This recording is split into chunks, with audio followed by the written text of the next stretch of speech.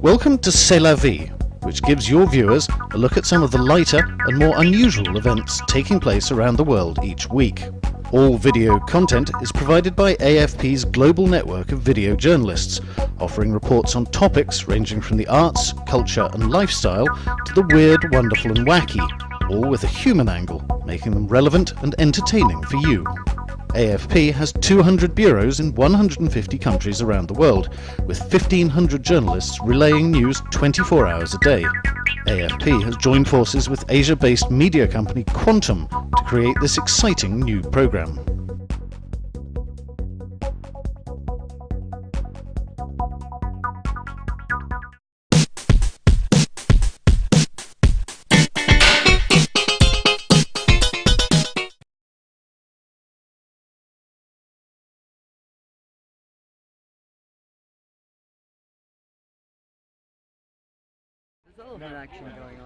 The elephants and their mahouts are ready, standing tall, waiting to play. But before they can take to the field, they must be blessed to protect them before the match begins. We've been doing this ceremony for many years. It is to bless the elephants and ourselves before going into the jungle. This is the 12th year the tournament has taken place in Thailand. Teams come from all over the world to compete. There's the All Blacks from New Zealand and a team of ladyboys made up of transgender players from across Asia. It attracts polo professionals too, though they say this version is far harder than what they are used to. Well, the horses obviously naturally they move much quicker. The elephants don't actually trot, which was a surprise. We thought they'd run a little bit, but they just walk very fast. And as a result, the gait that they use makes it quite unstable. So your hand-to-eye coordination is quite affected on the approach to the ball, and of course it's much higher. The tournament has come in for strong criticism from some animal rights activists who say some polo-playing elephants are badly mistreated. But that's denied by the organisers, who say these elephants spend the rest of the year working in tourist resorts, and this week acts as a chance for them to be medically examined. They have a proper vet check, they're being fed, we look after them. If any of these elephants would not be in the condition or just not be happy to play, immediately retired, they stay with us for a week, basically a spa holiday in Hua Hin. The King's Cup raises tens of thousands of dollars a year for elephant projects across Thailand.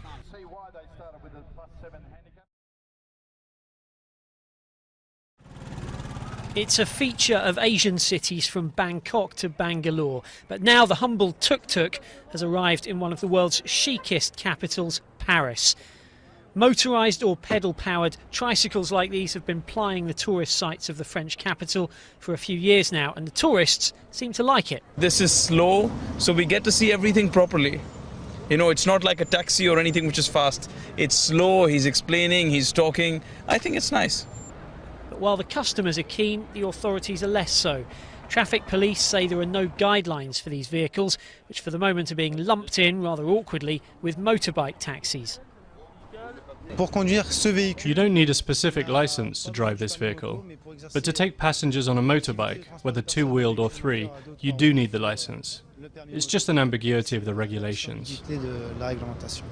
Tuk-tuks are also forbidden from parking on the road to pick up clients. That means most of them need to be booked in advance, which can prove difficult. We're not allowed to park, so we don't, but we're not even allowed to stop for 5 minutes to pick up a client without getting showered in fines. Indeed, authorities say that fines are so far the only means they have of exercising any control over this new form of transport. The problem with bicycle taxis is there are no regulations governing the vehicle, the driver, the insurance or the prices. As things stand now, we have no regulatory framework to monitor this type of vehicle. They might not be in the French highway code, but they're increasingly here on the streets, taking good advantage while they can of Paris's 700 kilometres of cycle paths.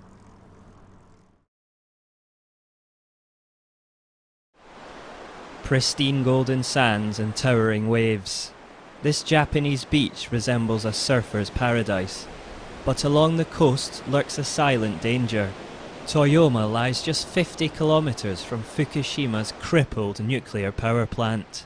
Yet despite lingering fears of radiation, surfers still come, seeking to catch the latest swell. I'm worried, but not enough to stop surfing. If I had to worry about what I ate or where I lived all the time, I'd be too stressed. I just try not to think about it.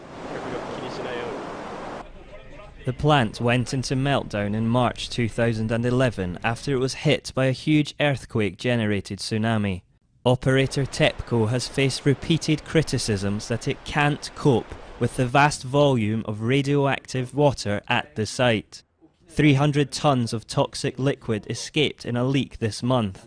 TEPCO says some of that liquid may have flowed into the Pacific Ocean. We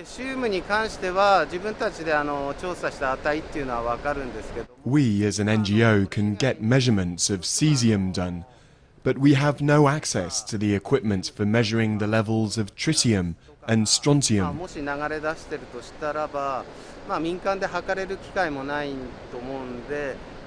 It's vital that TEPCO or the government releases regular and reliable data on the contamination by these isotopes.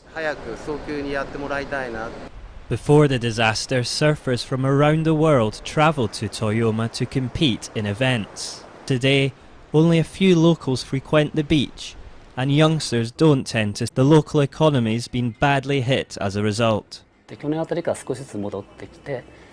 Since last year, surfers have begun to return, little by little. But compared to 3 years ago, my sales are down between 30 and 50%. Of those that still surf here, some say they'll stop if the situation at the plant worsens. But for others, the draw of the waves will always prove too strong.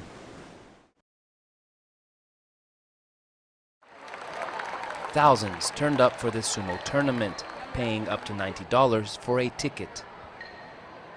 This isn't Japan, but Indonesia, and this is the first official sumo competition outside the sport's homeland in 5 years. The Japanese culture, I really like it about the Japanese culture. One of the most important things, sumo never come to Indonesia, so that's a very good opportunity to know about it. But Indonesians' fascination for Japan doesn't just stop at sumo. There's a growing appetite for all things Japanese, in everything from entertainment and comics to food and fashion. Clothing company Metro X recently launched a Japanese-inspired streetwear brand and says its stocks just keep running out. Japan is like one of the world's fashions, so-called like the center of the fashions in the world, and then they inspire a lot of like using colorful stuff and then combining patterns and those kind of stuff, which is makes the Japanese fashion is like more lively and then more interesting to the people. Japanese companies are targeting the fast-emerging Indonesian market, Southeast Asia's biggest economy. Japan's direct investment here has more than tripled in the past 3 years. 5 years ago, the most of Indonesian people have difficulties to buy these Japanese commercial goods, but right now they have enough income to buy these Japanese high-quality products. Japan's growing influence is matched in the classroom too. Increasing numbers of Indonesians are taking Japanese, with nearly 1 million people taking lessons last year. First, I choose Japanese because it is hobby, because I like read manga, watch anime movie. So the first anime movie that I watch is Doraemon. So I inspired to learn Japanese. With China's growing influence and regional territorial disputes causing friction, Japan is looking to re-establish its heavyweight credentials. Its success here in Indonesia is a sign that the fight isn't over yet.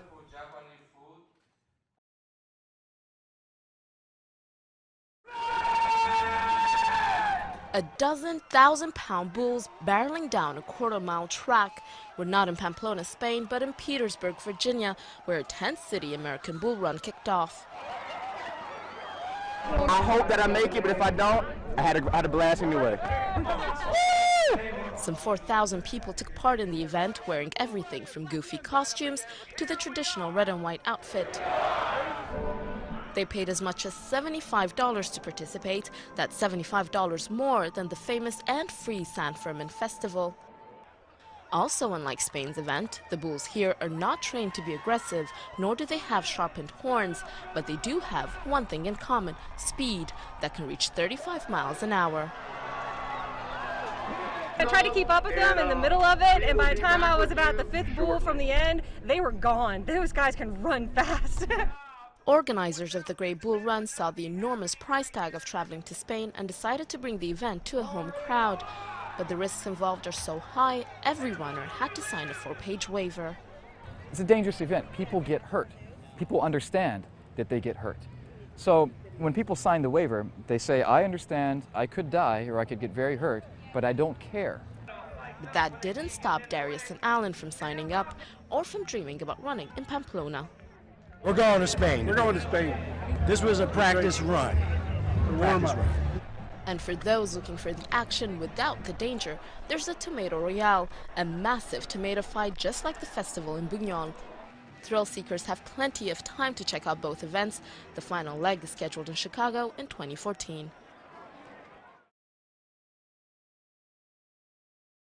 It looks more like a chemistry lab than a farm. But these bubbling barrels are the latest innovation in urban farming in Bangkok. Inside is an algae called spirulina. It may not look like it, but this green goo is in fact a rich source of protein, antioxidants and nutrients. And one of the best places to grow it is on the rooftops of some of the city's highest buildings, thanks to the strong sunshine and consistently high temperatures. This is an unusable space, so that's why we try to utilize the building as much as possible, and you can grow it in town as urban farming. The algae doubles in size every day and is harvested 3 times a week. It is brought to Energea's labs where it is rinsed clean and spun dried in a modified washing machine.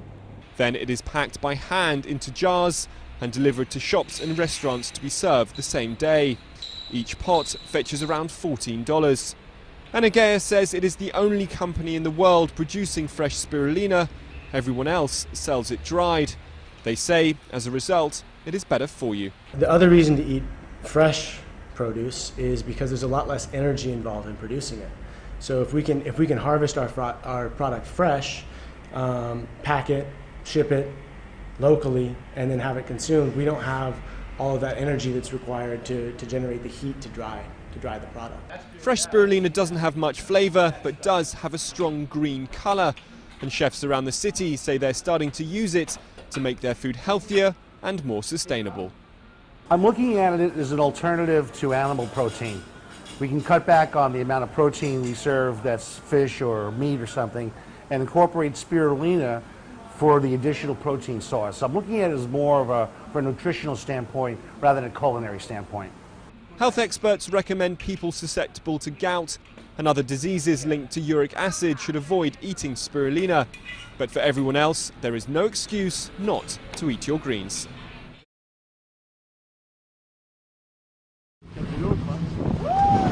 It's the mating season for humpback whales off the coast of Gabon, and these huge mammals also have a number of human admirers.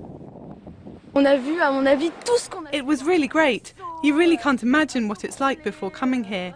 Leaps, backflips, really spectacular things. At one point they came right alongside us.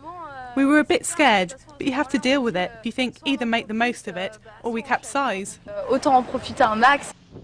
In his small boat, Arnold has been getting up close to these whales for 25 years. Groups of female whales are ever more numerous during the mating season, and authorities say the increase is due to a drop in the number of fishing boats. This year we've enforced restrictions on fishing and respecting fishing levels, so activity near the coasts is less intensive this year. Gabon's tourism industry is still lacking in infrastructure, with just 2 ships offering these whale-watching cruises.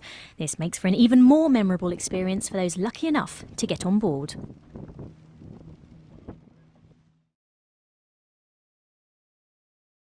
In a city as crowded as Paris, sometimes it feels like the walls have ears. And since 2009, some of them even have lips and noses too. Truck driver turned artist Gregos is the man behind the face that's become famous throughout the city. Today he's installing his 500th mask. With unrest stirring in Egypt, he decided to paint this version of himself as a pharaoh. The news is very bad in Egypt right now. I didn't want to give my own point of view, but that was how I felt about it. I wanted to express my feelings about these events. Though Gregos isn't in Egypt yet, his face can be found in various parts of the world like Japan, Brazil and the US. He's auctioned off his pieces and he'll have his own exhibit in Paris in the fall. But Gregos is more interested in what happens after he sticks and runs rather than the mask itself. When people see a face on the street, they will stop because something is coming out of the wall. They will either look at it from a distance or get closer to see the details, and some people will even try to understand why it's painted a certain way. And some people will even want to buy it. The face is now on sale at his website with unpainted versions selling for up to €50. It's another way of seeing the world.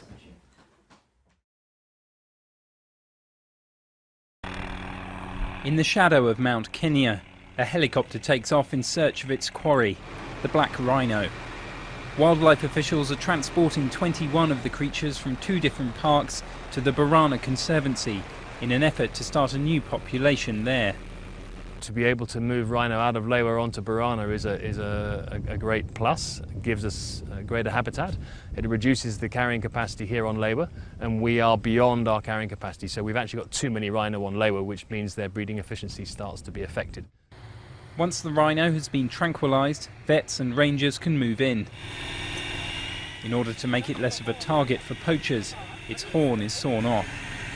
40 years ago there were 20,000 black rhinos in Kenya. Due to poaching fueled by demand for ivory products, they now number just hundreds. Somewhat reluctantly, the rhino is herded into a truck en route to a new life in Borana. At least 20 rhinos are needed in order to found a viable new population. Between males and females, we want a broad spread, ideally sort of 50-50 male-female. And then one wants some older males, some younger males, nothing too young.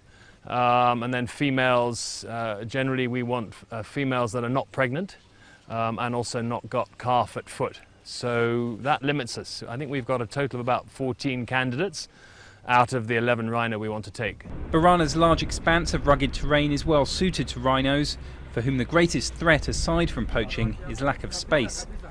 After years of planning and efforts to make sure poachers will be stopped, the park is ready to offer them vital new habitat. This is really about creating more secure habitat, and the Borana Conservancy has a common boundary with Lewa, and so it's been part of our game plan for a long time to become a sort of fully integrated ecosystem.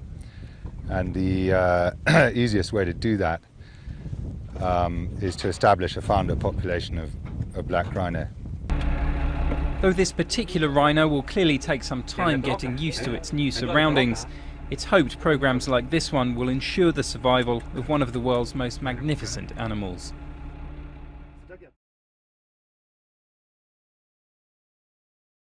Chances are if you behaved badly as a child in Iraq, you were warned about Salua, a ghoul or demon most known for her appearances in tales like 1001 Arabian Nights. Salua takes on many different physical appearances in different parts of the country. And now, thanks to this Iraqi filmmaker, she's taking on a new form entirely.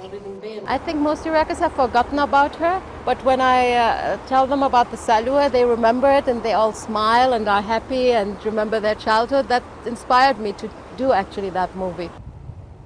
To make sure the classic tale isn't lost forever, Furat Al-Jamil is making Baghdad Night, a 10-minute 3D animated film about Salua that is due for release later this year.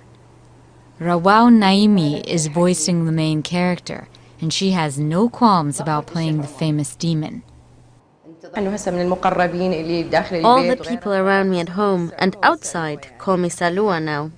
And to be honest, I like the name, and it doesn't bother me at all. Production by the all-Iraqi crew and cast has run up against considerable hurdles. from lack of equipment, funding, and space to sudden power cuts that can set work back by days. But the team is determined to push on and have found creative ways to deal with the difficulties. Zeydoun Hossein is in charge of the film's score, which includes a version of Claude Debussy's Clair de Lune recorded on traditional Iraqi instruments. The equipment is available, but not the professional one. No, we don't have mastering rooms and mastering studios. Jamil has high hopes that despite trying to revive a folk tale in a country with pressing security and economic concerns, she will succeed in bringing Salua to new audiences. By drawing on details from the capital itself, Baghdad night and its ghoulish demon Salua might bring an age-old story back to life in Iraq.